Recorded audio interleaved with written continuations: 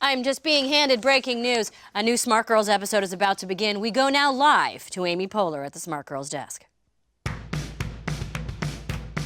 Smart girls have more fun.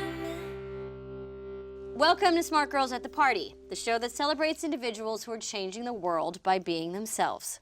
With me today is pioneer, comedy writer, collaborator, puzzle fanatic, and whodunit devotee, Irma Kalish. Hello, Irma. Hi, Amy. So nice to be here. I'm Thank so you. happy to have you here. Irma, your resume reads like my childhood. You have worked as a writer and producer on every show that I watched growing up. And your grandmother probably watched too, I'm sure. Yeah, I'm sure. Well, you know, my family loved comedy. And you have worked, I'm just going to list them because I am so impressed. And I genuinely love every show that I'm about to list. All in the Family, Bob Newhart, Family Affair, I Dream of Jeannie, The Love Boat, Maude, Too Close for Comfort, 227, The Facts of Life, Good Times. That's an unbelievable career. When did you know that you wanted to be a comedy writer? What was the first? I don't think that ever occurred to me. It was just the way I wrote. I didn't write heavy drama. I wrote comedy. But I wasn't conscious or aware that that's what I wanted to do. Right, right. I know from my experience that the people that preceded me certainly paved the way. And I came into the business at a time when there was a real balance and women were in all positions of power. But television has always been a great place for women. And the television shows that you worked on were groundbreaking television shows. And in many ways, those kind of shows aren't around anymore. It was a different time. It was a different time. And yet, Amy, I can't help thinking as I talk to you that you are a descendant of mine, so to speak. I feel that way, Irma. That I paved the way for you. You did. Because when I first started writing, women were not writing comedy. They said women can't make you laugh. They can make you cry, but they can't make you laugh. And now I could make men cry, that's true, but I thought I could also make them laugh. Yeah, well, you know, I came from the world of improv and sketch, which was all about support, but certainly being just a short, young, blonde woman, you're just automatically underestimated. I was always kind of underestimated, which I didn't mind being underestimated. It was always nice to kind of keep surprising people. Yes, I agree. Yeah, and it's nice to be short too because people expect less from you. Yes, they definitely do. But it was a different time. I mean, there was so much ahead of me that you could point to, and you were such an instrumental part of all that work. You were working on shows where America was watching, where you know, I'm in a business now, in a model now where so many shows cater to so many different kinds of people, and our ratings for a lot of shows are really fractured because everyone has an unbelievable choice of what they want to watch. And you were working on shows that millions and millions and millions of people were watching at the same time. So when there would be something on one of your shows, the entire country would experience it together. And everyone would talk about it on the street. You were really changing the culture. And do you remember moments when you were in the writer's room where people were saying, this is going to be too much, or can we do this, or should we go there? Yeah, I do remember those moments. And what we did was forge ahead. We had to make sure the doors opened in front of us and that we were the ones who were opening the doors. And that was what was important. And we like to tackle, even with my husband, we tackled things you didn't ordinarily do on television. I remember very vividly a story we did for All in the Family where Edith thought she had cancer of the breast.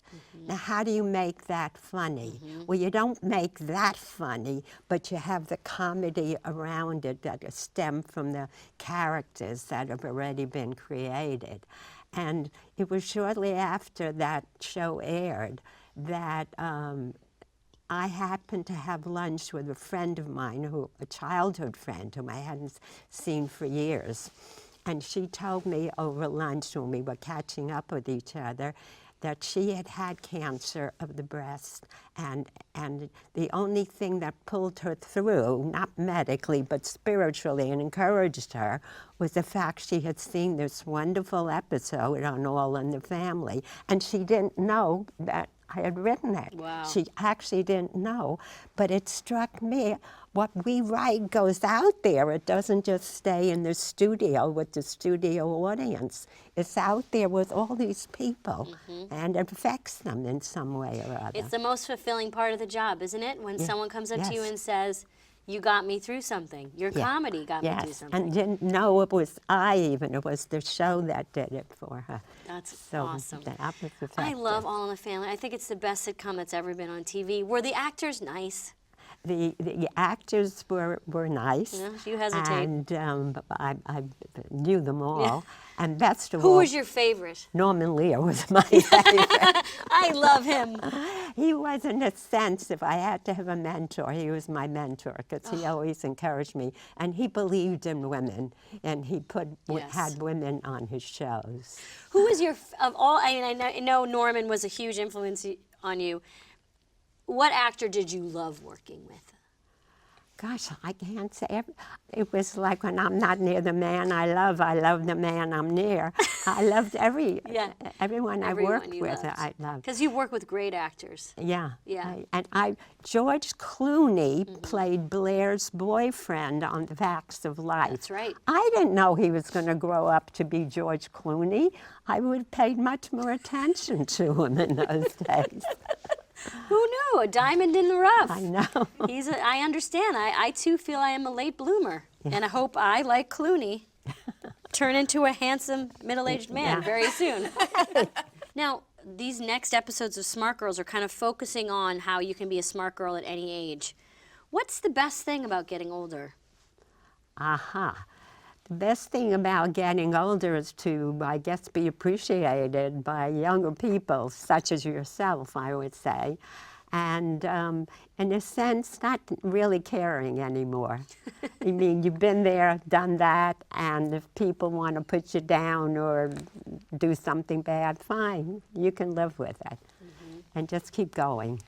So, our last question, Irma, is our toughest question. We ask everybody a very tough question. I feel like I've been giving you some softballs up to this point. It's been a real love fest. Oh, God. But now we're going to get down and dirty. Okay, so are you ready? Can I have someone bat for me? No, Irma, you have to answer. You have to answer on your own, and you have to take as much time as you need to think of your answer. But the question is this, and we're going to answer as well, Meredith and I. Would you rather jump into a freezing lake or walk across hot coals? You have to do one. Okay, I'll jump into a freezing lake. Ooh, interesting. Meredith? Jump into a freezing lake, Wow. for sure. Really? I would say walk across hot coals. But you guys are ready for adventure.